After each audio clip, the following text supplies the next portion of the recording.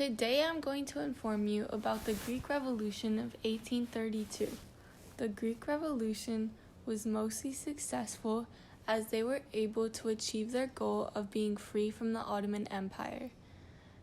This was mainly due from the aid provided from the United Kingdom, France, Russia, and the Philiki Italia, which was also known as the Friendly Union.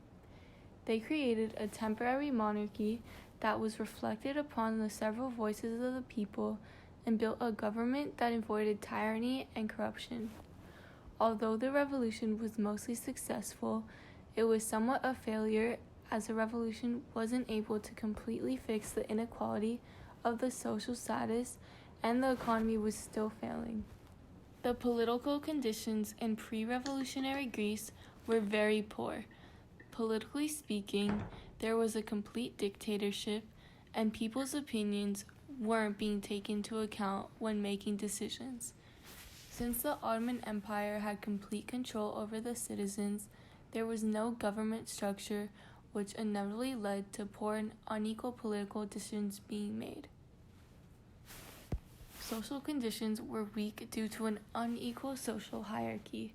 People of different races were treated in certain ways, and some groups of people had more wealth and were prioritized. Children were being taken from their families to be placed in the military without an option. People, including the Orthodox Christians, were being pressured into switching religions so that the country can be fully Islamic. The Ottomans thought that it would be easier to have everyone believe in the same religion so that they could make life in Greece simpler. The Greeks had very elevated taxes, which only the peasants had to pay. Instead of taking money from wealthier people, the Greeks thought it was reasonable to take all the money from the people who were already so poor, which left the peasants broke. The unequal taxation caused Greece to have a very unstable economy as they held on and tried to get just enough money to support Greece. At the time, this was quite difficult. The first picture reveals Alexander Ypsilantis raising the flag of independence, thus ending the Greek Revolution. This was a turning point because after a century, the Greeks were free from the Ottomans' rule and were able to fix their economy.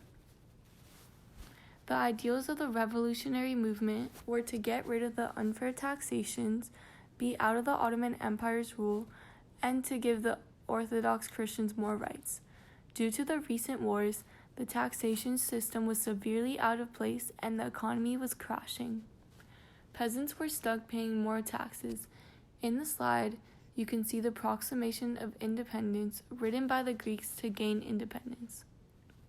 We, descendants of the wise and noble peoples of the Hellas, we who are the contemporaries of the enlightened and civilized nations of Europe, we who behold the advantages which they enjoy under the protection of the impenetrable aegis of the law, find it no longer possible to suffer without cowardice and self-contempt the cruel yoke of the Ottoman Empire which has weighed upon us for more than 4 centuries, a power which does not listen to reason and knows no other law than its own will, which orders and disposes everything despotically.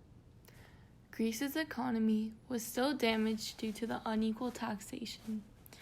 Although they made some changes to the taxation system, these changes didn't affect the economy as well as they had expected. In hopes of saving their weak economy, they created a temporary monarchy that failed. As life went on in Greece, the numbers of deaths increased. On the contrary, the revolution wasn't a complete failure.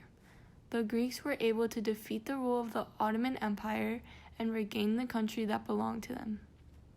The Orthodox Christians were no longer being forced to convert to the Islamic religion. The Friendly Union was a huge contributor to helping the Greek overthrow the Ottoman Empire. The Greek Revolution, the American Revolution, and the French Revolution had many things in common. During all of the revolutions, the countries were under control by unworthy rulers. The American capitalists were under the rule of the British, King Louis ruled France, and the Ottoman Empire ruled Greece. People were persecuted for their religious beliefs. Once freedom was gained after the American Revolution, a whole new country, the United States, was formed. After the French Revolution, the monarchy was successfully abolished. However, at the end of the Greek Revolution, there was an unstable, temporary monarchy. In conclusion, the Greek Revolution was somewhat successful in establishing a new nation of liberty, equality, and fraternity, because even though the Greeks got rid of the Ottomans' control and people weren't being pressured into changing religions, the economy was still damaged and taxation remained unjust. Despite the current unpleasant economic conditions, people were dissatisfied because King Otto ruled in a harsh, strict manner that people were not used to. Over time, the temporary monarchy was abolished because it wasn't a viable long-term solution to the issues in Greece. Thank you for listening and have a good day.